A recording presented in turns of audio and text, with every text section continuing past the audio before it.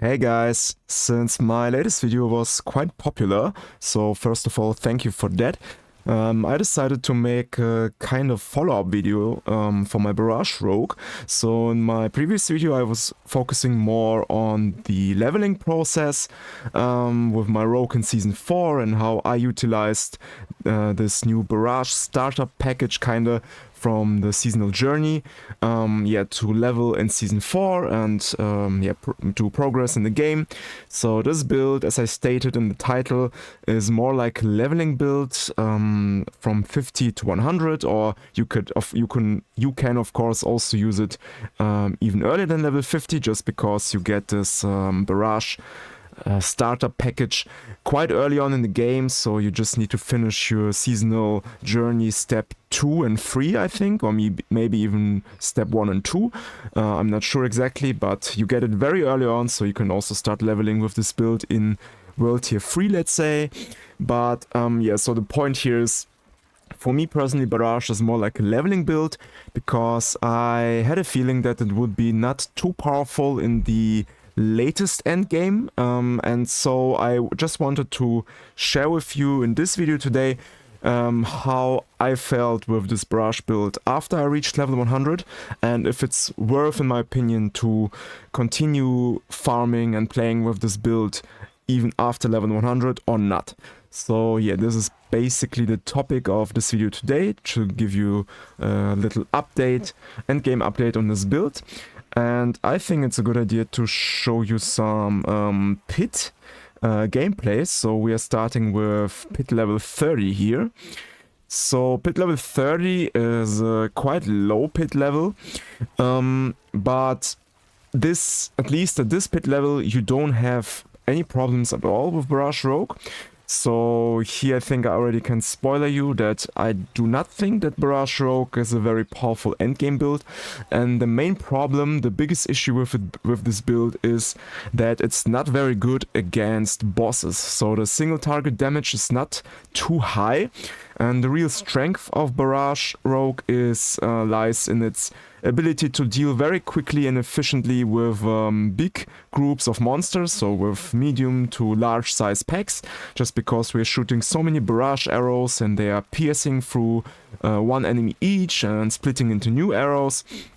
So against density high, against the high density mob area, it's a very good build in my opinion, even after level 100. So I will also show you later some higher pits than that, and you will see that it's not a problem at all to clear this trash mobs or even elite mobs, as long as you have some amount of density in this area, kinda. But against bosses, so single target damage, it's not very great with Barrage, and it was always one of the greatest weaknesses of this core skill. So, and another big problem, so one problem is the damage, but it's not only about the damage, it's more about the resource, your resource management kinda. So you will have huge resource problems when you are fighting bosses. Maybe you also have already seen it, noticed it in my latest video, where I also have shown you some Nightmare Dungeon gameplay, where the bosses were more of a problem than all of the other gameplay parts, kinda. So yeah, this is the biggest problem, and you will see here in this tier 30 pit, it's still kinda okay. You will have some seconds in the fight where you are not able to cast your barrage because you're just out of resources, out of energy. So you can just see it in a minute here. But the bosses don't have too many HP and they die very quickly, so the fight won't take very long anyways. So you can see here I'm staggering quite quickly.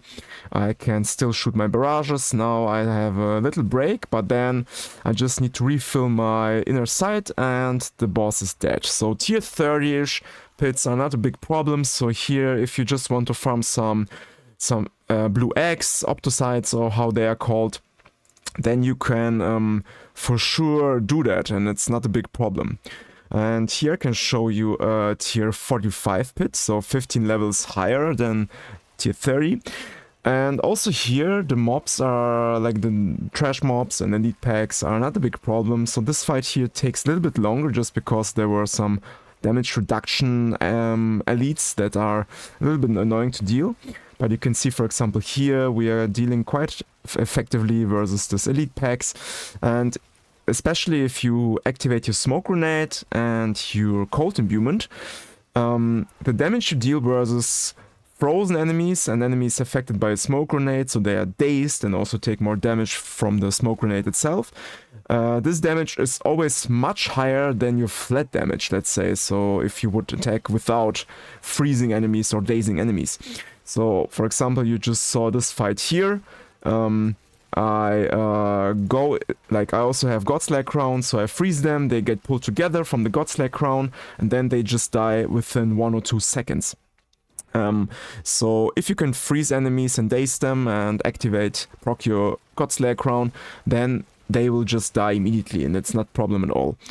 But I can, so I think you get a good idea here, so I can just skip a little bit into the boss fight in a second. So here the packs are dying very quickly, but now you'll see that the boss here has more life, and it's a little bit more clunky to kill it. So we are out of energy quite quickly here, and the problem also with Inner Sight is, so Inner Sight is a very important specialization for this build, because it's a big resource source for our build.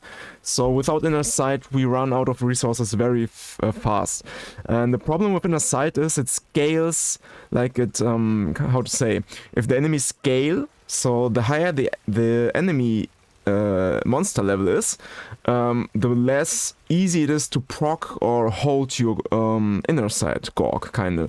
So it's more difficult to refill your Inner Sight if you fight higher level monsters, and this is a big problem in my opinion. So with this fact alone, it's very difficult to fight higher level monsters in the pit, especially the bosses, because you will have more problems. And here you can also see level 60 pit, tier 60. So also here the enemies are like the usual mobs are not the big problem here. They are dying a little bit slower than in the previous pit tiers, but also here it's still quite fast. So yeah, I don't want to repeat myself over and over, but just want to show you this last gameplay footage here, so you just see that, yeah, it's no problem like I'm mentioning, and only the boss fight is what will take forever. So I can also here skip to the boss fight, and just so you get an idea of what you can expect. So here I was clearing the pit content after about 3 minutes, and now the boss fight starts. And I can say this boss fight took me also another 3 to 4 minutes. So I don't think this is a very suitable playstyle for most people. And yeah, this is the reason why I cannot recommend playing Barrage Rogue in the late endgame. So you cannot push high pit tiers with this build.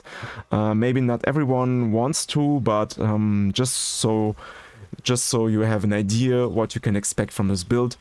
And I will of course show you my gear. I'm not using the best gear, so of course there's a lot of improvement in the future. So if you really want to go hardcore on Barrage, you can also improve your gear, and then also these boss fights will take less time.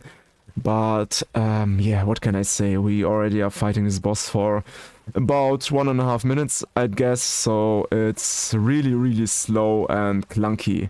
So here I can only kill it after, so it took me 6 minutes to clear the 60 pit, and I think it is too slow for an endgame rogue build. So yeah, this is Barrage Rogue in the endgame. I hope you got an idea. Now I can quickly go over my gear and what I have changed since my previous video. So first of all, we have all the resistances kept here. We have 9,300 armor, which is equal to the armor cap that you need. You don't need more than 9,230 armor, so we are good here.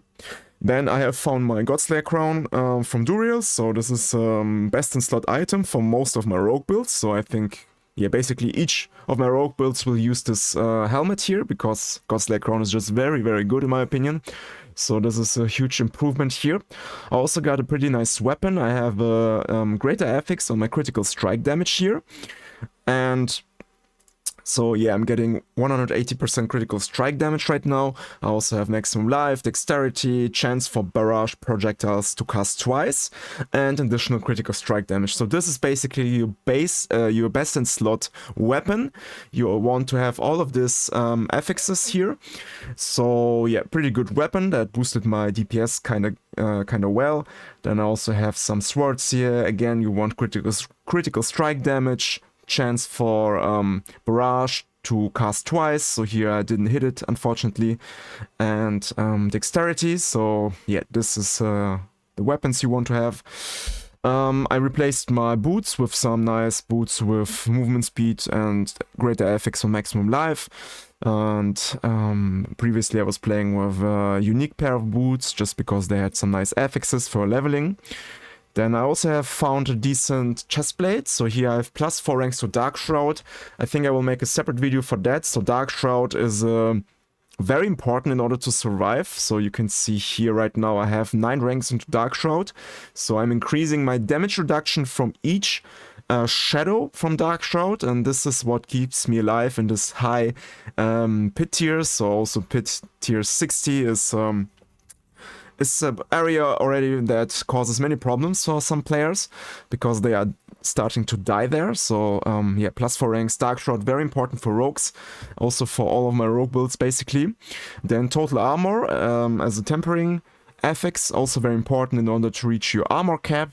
So you basically need one item with armor roll. So here I have it on my pants, for example, and then you want one affix on like one tempered total armor affix, and that should be enough in order to reach your armor cap here. So yeah, I think these are my greatest updates I made so far in my gear. I also have replaced Mother's Embrace for another ring, and here just put another resource aspect on. So here I get up to 27% of my core skill, my core skill refunds 27% of my base cost after I kill an enemy with it. So this kind of replaces Mother's Embrace, and ideally you want to have your Starless Skies, but this is an uber unique ring, so it's not very easy to get it early on in the game. So of course, if you would play with Starless Skies, it would boost your damage by another 40%, which is very good for this build since it has a lack of damage, as I mentioned in the end game a little bit, and also to reduce your resource cost. So yeah, it's not ideal setup, but for the early game, for the first week of the game, it's the best setup, I think. So yeah, this is my setup right now. Didn't change too many things here, but some things changed. And now I can go quickly over my skills. Also here I think I didn't change anything dramatically. So I don't have trick attacks on my gear anymore, so I needed to invest some points here in my skill tree. I also not playing with volatile shadows anymore, so I don't need to skill into shadow imbuements.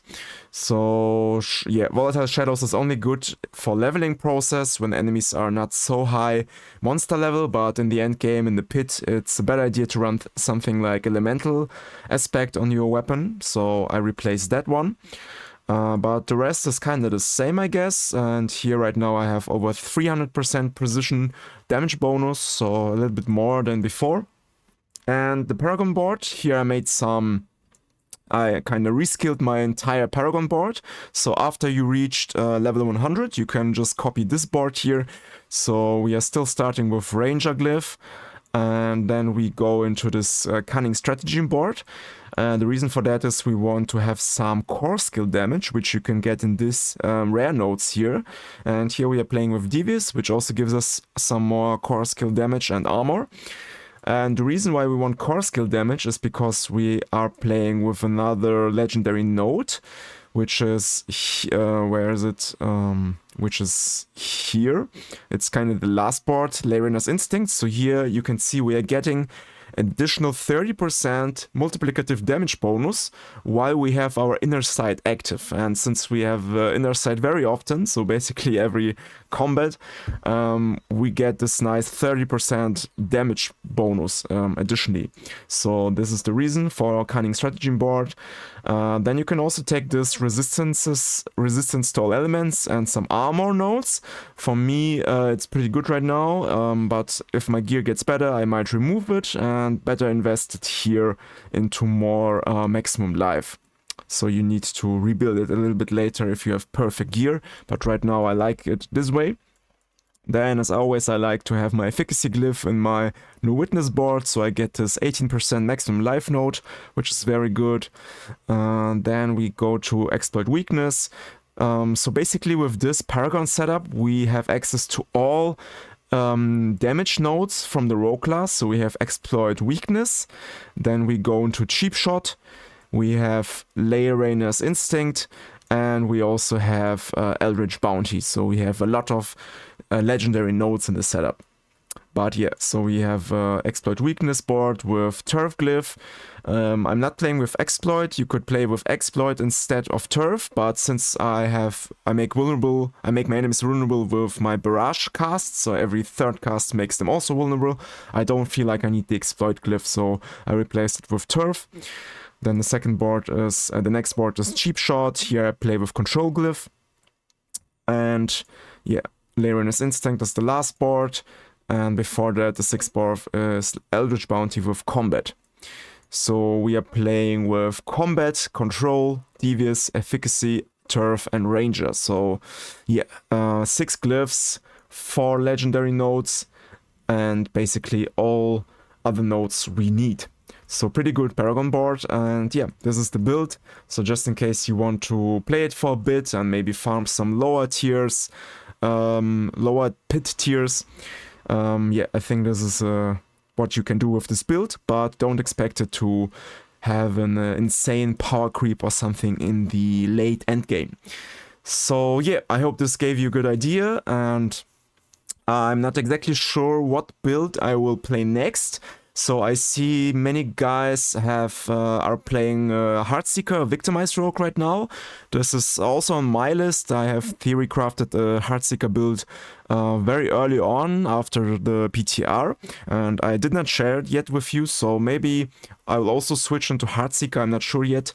Maybe Rapid Fire, I will decide in the next days. So if you want to, if you're interested in these builds and updates as well, then subscribe to this channel.